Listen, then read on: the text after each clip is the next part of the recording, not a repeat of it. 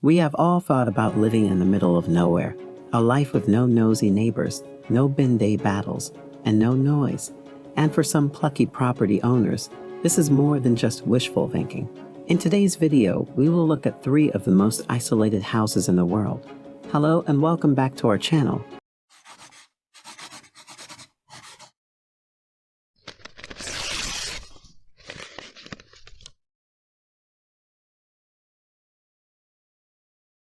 If you've got a thirst for knowledge that never quits, subscribe to our channel for more informative videos. Let's get started. Number 3, Wardy House.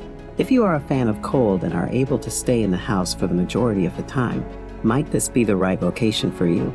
Wardy House is among the most remote buildings on Earth, situated on Winter Island in Antarctica.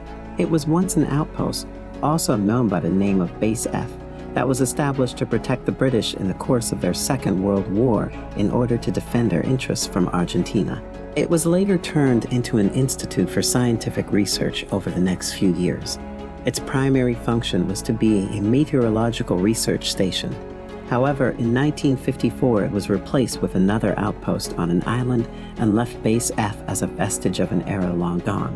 It's now named Wardy House in honor of James Wardy, the chief scientist for Shackleton's trans-Antarctic mission between 1914 and 1917. It's managed under the care of the British Antarctic Heritage Trust and is virtually the same as it was when it was used.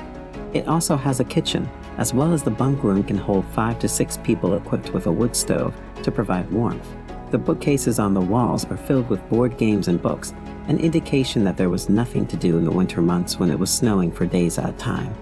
You are able to go and stay in the house in the present, and it provides the chance to observe the way people live.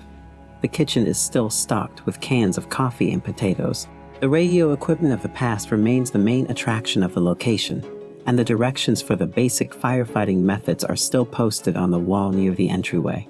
If you're looking for an escape from the outside world, it's here for you. Number 2, Elliday Island. Elliday Island in Iceland is a good place to live if you really want to be alone and have a whole island to yourself. It is part of the Vestmannaeyjar archipelago in the south of the country, and it is a very mysterious place. People may have lived there for more than 300 years, mostly because there were so many puffins that they could hunt and sell on the mainland. They also raised cattle on the pastures, but in such a remote place, it didn't make sense to keep living this way, so by the 1930s, the island was completely empty. They later found that there was no other place like this to find puffins, so they built a lodge on the island so they would have a place to stay when they came back from a trip. Since then, people have moved in and out of the one house that is still there. You are surrounded by wildlife and have no one else around. There is also a rumor that the Icelandic government gave the island to the singer Björk as a thank you for making Iceland more well-known around the world. Even though these rumors haven't been proven true, there's still a chance that if you spent time here, you'd wonder why it's so quiet. Number 1, Just Room Enough Island. As the name suggests, Just Room Enough Island is a small piece of land that is just big enough for a house and not much else. It's one of the nearly 2,000 islands that make up the Thousand Islands chain on the New York side of the St. Lawrence River. It's also where one of the most famous homes in the area is located. In the 1950s, the Sizeland family bought the island because they wanted a private place to go on vacation. They built their house with walls as close to the land's edge as they could. They put a bench in front next to a tree because that was all the room they had. The house has its own generator and is still used as a retreat because it is not connected to the mainland. I don't know about you, but I get scared when I'm that close to the water. Even though the family wanted to be alone and have peace, the strange house quickly became a tourist attraction. People wanted to see it for themselves, which made the river a lot busier than it had been before. It feels more like a houseboat than a house on an island, so much for the idea of a peaceful moat, and many people have asked if it is even an island. It might as well be called a house on a rock. Different places have different rules about what makes a piece of land an island.